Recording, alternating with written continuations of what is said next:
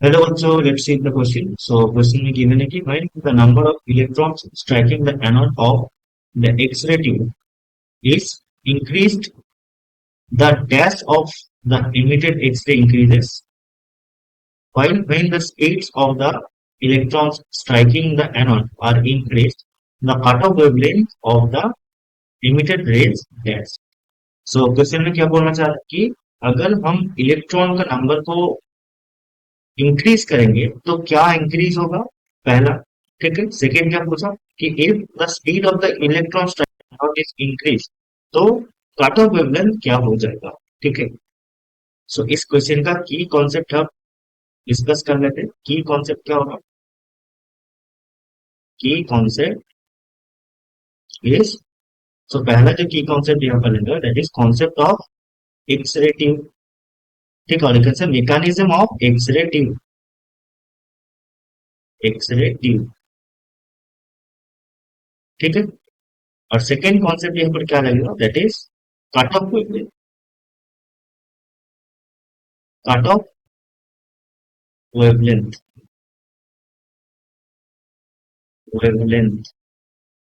ठीक है, जिसको हम लैम्डा एम से डिनोट करते हैं। ठीक है। So cut off wavelength of X ray क्या होता है? Lambda M is equals to H C by E V naught. ठीक है, जहां पर V naught is the applied voltage. ठीक है। तो यहाँ पर एक एक्सरे ट्यूब का सेटअप देख लेते हैं क्या होता है। Let's say this is the x ray tube. यहाँ पर दो बैटरी का दो टर्मिनल जुड़ा हुआ होता है। ठीक है, let's say this is anode and this is cathode. So anode के साथ क्या जुड़ा हुआ रहता है? That is the target material. ठीक है। एंड कैथोड के साथ एक फिलामेंट रहता है। यहाँ पर एक ऐसा फिलामेंट रहता है। ठीक है। तो हम जब वोल्टेज अप्लाई करते हैं तब ये फिलामेंट के अंदर जो इलेक्ट्रॉन रहता है वो एनर्जी गेन करता है। ठीक है। So after gaining the energy they accelerate towards the target material and penetrates, and यहाँ से क्या निकलता है? एक्सरे निकलता है। नाउ द इलेक्ट्रॉन्स, ये जो इलेक्ट्रॉन्स आ रहा है इस इलेक्ट्रॉन्स का एक काइनेटिक एनर्जी रहता है। ठीक है। So let's say kinetic energy of electron is के ई। ठीक है, इसको हम के ई बोलते थे। ठीक है, this is kinetic energy of electrons, kinetic energy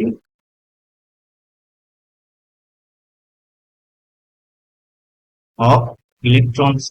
ठीक है। Now for cut off wavelength, cut off wavelength के लिए kinetic energy of the electron should be maximum. ठीक है, so you can say that kinetic energy of the electron should be equals to what? H mu, H mu equal to H c by lambda minimum, that is cutoff wavelength. ठीक है।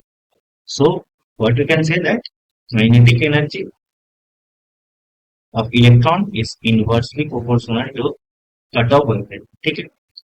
Now question में क्या बोला गया है कि अगर the speed of the electron striking the anode are increased, अगर velocity of the electrons increase होगा that means kinetic energy increase होगा of the electron। ठीक है, kinetic energy of the electron will also get increased। ठीक है। now kinetic energy of electron is inversely proportional to cutoff wavelength, that means यहाँ से क्या हम बोल सकते हैं कि cutoff wavelength डिक्रीज करेगा। ठीक है। तो सेकेंड वाला जो पोर्शन है यहाँ पर हम बोल सकते हैं कि when the speeds of the electrons striking the anode are increased, the cutoff wavelength of the emitted X-ray decreases। ठीक है, डिक्रीज करेगा। Now फर्स्ट पोर्शन में क्या कह रहा है कि when the number of electrons striking the anode of an X-ray tube is increased, so number of electrons अगर increase होगा so emitted X-ray का क्या increase होगा? ठीक। सो यहाँ पर बोल रहा है कि नंबर ऑफ इलेक्ट्रॉन्स,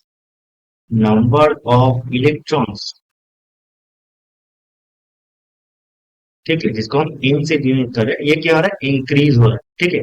तो क्या होगा? हम जानते हैं कि intensity of x ray, of emitted x ray, ठीक है, दैट इज आई। ये किसके प्रोपोर्शनल होता है? This is proportional to dn by dt। ठीक है, तो अगर ज्यादा इलेक्ट्रॉन्स आएगा, ठीक है, ज्यादा अगर इलेक्ट्रॉन आएगा तो ज्यादा करंट होगा, अगर ज्यादा करंट होगा तो इंटेंसिटी भी ज्यादा होगा। ठीक है, और यहां से हम ये बोल सकते हैं कि intensity is proportional to dn by dt। अगर एन इंक्रीज होगा तो dn बाई dt इंक्रीज होगा, तो यहां से हम बोल सकते हैं कि ज्यादा इंटेंसिटी होगा। So when the number of electrons striking the anode of X-ray tube is increased, the intensity of the emitted X-ray increases। ठीक है, तो यहाँ पर आ जाएगा इंटेंसिटी, इंटेंसिटी। ठीक है, यही इस क्वेश्चन का आंसर हो जाएगा। That अगर इलेक्ट्रॉन्स ज्यादा होगा तो इंटेंसिटी ज्यादा होगा, अगर स्पीड ज्यादा होगा तो wavelength, cut off wavelength decrease करेंगे। Okay, hope you understand it. Best of